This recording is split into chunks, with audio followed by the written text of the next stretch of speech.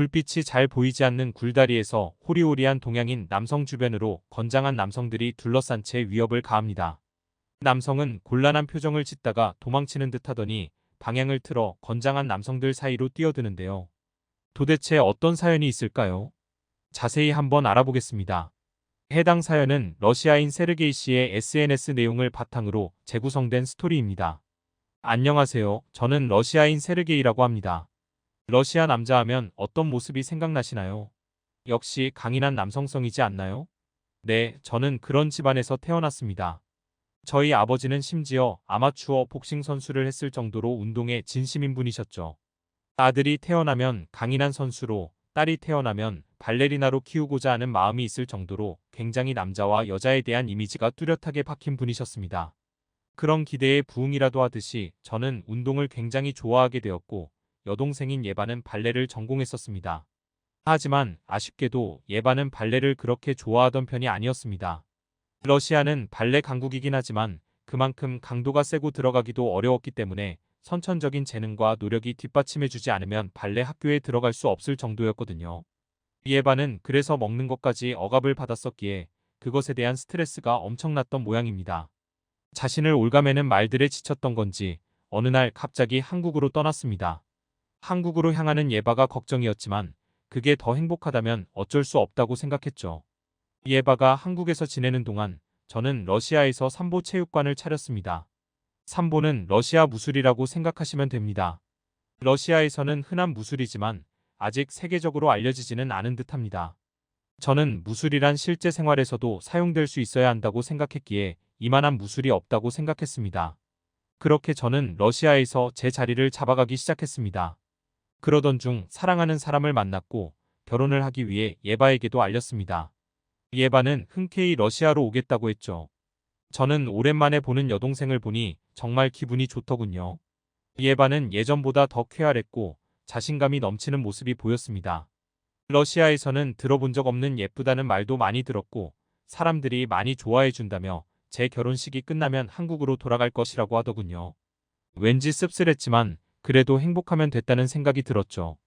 그러던 중 저는 우연히 집으로 돌아오는 예바와 한 동양인 남자를 발견하게 되었습니다. 예바는 너무 자연스럽게 남자와 포옹을 하고는 집으로 들어가더군요. 그 남자는 키가 커 보이기는 했으나 남자다워 보이지는 않았습니다. 마치 툭 하고 치면 쓰러질 것 같이 생겼더군요. 저는 그날 바로 예바에게 남자에 관해서 물어봤습니다. 예바는 사실은 남자친구와 같이 러시아로 왔다고 하더군요. 안 그래도 소개시켜줄 예정이었다길래 저는 부모님께 보여드리기 전에 제 체육관으로 데려오라고 했습니다. 의심스러운 눈을 하고 있는 예바를 보면서 오빠가 먼저 제대로 보려는 것이라고 최대한 타일렀습니다. 그러자 우선은 알겠다고 하더군요. 저는 속으로 그 한국인을 흠씬 두들겨 팰 생각이었습니다. 그러면 무서워서라도 여동생에게 붙어있진 못할 것이라는 생각이 들었거든요. 예바는 말이 나온 바로 다음 날 제 체육관에 남자친구를 데리고 왔습니다. 그의 이름은 연우라고 하더군요. 그는 동양인인 것에 비해 키가 크긴 했으나 근육이 많지도 않고 말라 보였죠. 전혀 남성성이라고는 느껴지지 않았습니다. 이야기를 하는 내내 그는 미소를 띠고 있더군요. 러시아 남자는 그렇게 해프게 잘 웃지 않습니다.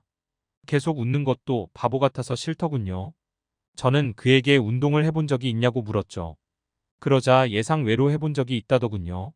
저는 이때다 싶어 운동을 할 수밖에 없게 만들었습니다. 삼보라는 무술을 아냐는 말에 그는 모른다고 하더군요. 저는 제가 직접 나서면 여동생이 뭐라고 할 것임을 알았기에 예바와 함께 배워보는 것이 어떠냐고 했죠. 예바는 어린 시절 저와 함께 삼보를 배운 적이 있었거든요. 예바는 오랜만에 하는 운동이라 좋다면서 흔쾌히 수락했죠. 연우도 별 생각 없이 수락하는 듯 하더군요. 예바는 연우에게 제가 운동을 같이 하자고 하는 거면 남자친구로 인정한 것이라는 말을 작게 속삭이더군요. 하지만 아쉽게도 예바의 생각은 틀렸죠. 저는 천천히 삼보 스텝부터 손과 발을 사용하는 법을 알려주었습니다. 생각보다 빨리 흡수하는 연우의 모습에 알려주기를 그만두고 스파링을 시켰죠. 제 목적은 삼보를 알려주는 것이 아니니까요. 저는 미리 말해두었던 아마추어 선수와 스파링을 시켰습니다. 약간 기대까지 되더군요. 얼마나 맞고 나서 포기할지 말입니다. 그렇게 스파링이 시작되었을 때 저는 전혀 생각지도 못한 광경을 마주하게 되었습니다. 연우가 생각보다 잘 피하는 겁니다. 삼보가 복싱처럼 특유의 스텝이 있는데 연우가 그 리듬을 잘 타서 주먹이 들어오면 다 피하더군요. 하나도 맞지 않자 계획과 달라져 저는 웃으면서 스파링을 중단시켰습니다. 그렇게 피하기만 하면 배울 수 없다는 이야기에 예바의 얼굴이 굳어지더군요. 그러더니 초보자에게 무슨 스파링이냐며 됐다고 했습니다. 역시 여자에게 보호를 받는 남자일 뿐이구나 하는 생각이 들 때쯤 연우가 괜찮다며 스파링을 재개시키더군요. 저는 그 기회를 놓치지 않았죠.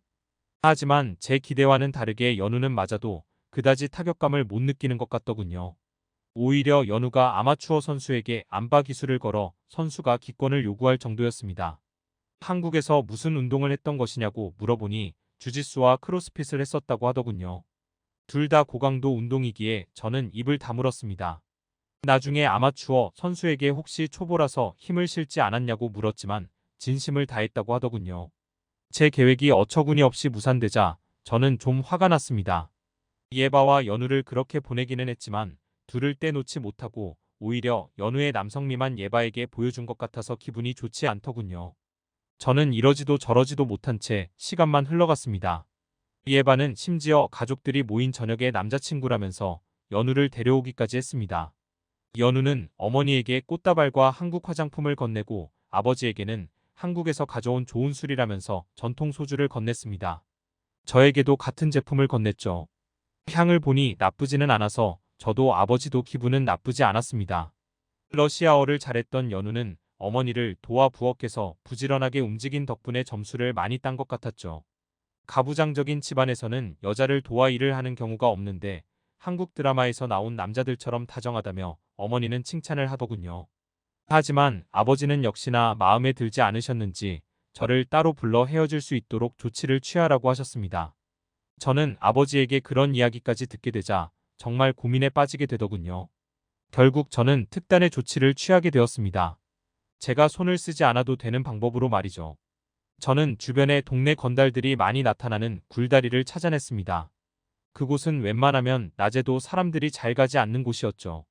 그곳에 연우를 불러내면 굳이 제가 손을 쓰지 않고도 겁을 먹어 예바와 헤어지지 않을까 싶었습니다.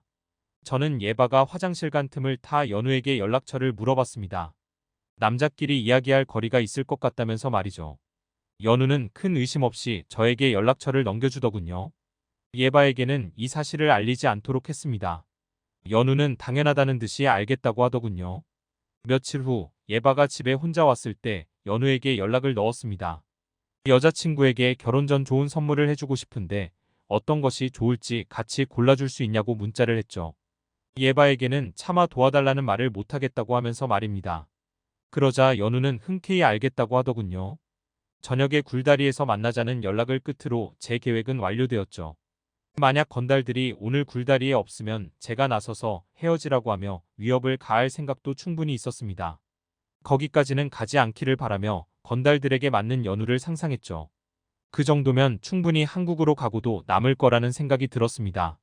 저녁에 약속이 있다고 집에 말을 해두고 굴다리로 향했습니다. 굴다리에서는 벌써 웅성이는 듯한 소리가 들리는 듯 하더군요. 이미 연우가 왔던 듯 했습니다. 저는 최대한 들키지 않게 몸을 숙여 굴다리 안에서 벌어지는 상황을 지켜보았습니다. 굴다리 안에 덩치가 큰 남자 3명이 연우를 둘러싸고 있더군요. 이게 맞나라는 생각이 들긴 했지만 그래도 예바와 연우를 떼어놓는 게 1순위라는 생각이 들었죠. 그러던 중 아수라장이 되는 소리가 들려왔습니다. 연우가 뒤로 뛰어가는 모습이 보여 저는 도망가는 줄 알았더니 갑자기 몸을 틀어 남자들의 주먹을 피하더군요. 간격을 벌린 것이었습니다. 그러더니 그중 한 명의 옆구리를 가격했습니다. 둔탁한 소리와 함께 남자가 배를 붙잡고 쓰러지더군요. 그리고는 2명에게 이 사람 병원 가봐야 할 것이라고 하더니 연우가 제 쪽으로 뛰어왔습니다. 몸이 가벼워서 그런지 빠르게 제게 도착한 연우는 얼른 도망치자고 했습니다. 당황한 저는 무슨 말도 하지 못하고 같이 뛰기 시작했죠.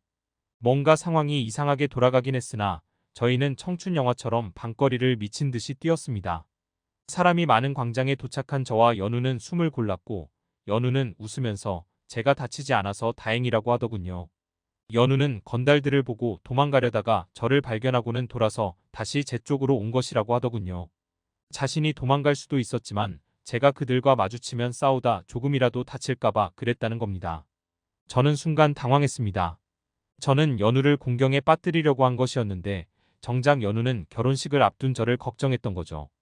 제 행동이 너무 남자답지 못하고 비겁했다는 생각이 들었습니다. 저는 적당한 카페로 연우를 데려가 연우와 예바를 헤어지게 하려던 제 계획을 털어놓았죠. 연우는 당황하는 표정을 지었지만 이렇게 이야기해주는 것이 정말 남자다운 것이라며 괜찮다고 하더군요. 저는 그때 연우를 통해 남자다운 것이 무엇인지 다시 생각하게 되었던 것 같습니다. 나중에 예바를 통해 알게 된 사실이지만 연우는 한국에서 부상으로 인해 권투 선수를 포기하던 학생이었다고 하더군요. 방황해서 폭력적으로 다니던 연우를 구원해준 것이 예바였던 모양입니다. 자세한 사항까지는 듣지는 못했지만 둘이 만나면서부터 연우가 개과천선하게 되었고 다른 길을 알아보기 위해 노력하는 등 좋은 모습으로 변화되었다고 하더군요. 그리고 예바는 연우가 주는 사랑 덕분에 더 활기찬 모습을 띠게 되었던 거였죠. 저는 그 모든 것을 알게 되고 아버지께 괜찮은 친구라는 것을 알려드렸죠. 그리고 연우는 정식적으로 예바와 사귀는 사이로 인정받고 제 결혼식에 왔습니다. 그렇게 집안에서 인정을 받는 사람이 되었죠. 그리고 두 사람은 현재 결혼을 준비 중입니다. 남자답지 못하다고 생각한 사람이었는데 진정한 남자다움은 겉모습이나 힘에서만 나오는 것이 아님을 알게 되었던 것 같습니다. 연우는 항상 진정성이 있고 예바를 위해서라면 뭐든지 하던 남자더군요. 그런 것이 더 남자다운 것이 아닐까 싶습니다. 결혼하는 예바와 연우를 보는 것이 기대되는 요즘입니다. 지금까지 세르게이 씨가 보내주신 사연에 대해 소개해드렸는데요. 어떻게 보셨나요? 클립 뉴스에서는 여러분의 사연을 기다리고 있으니 소개해주고 싶은 사연이 있으시면 언제든 제보 바랍니다.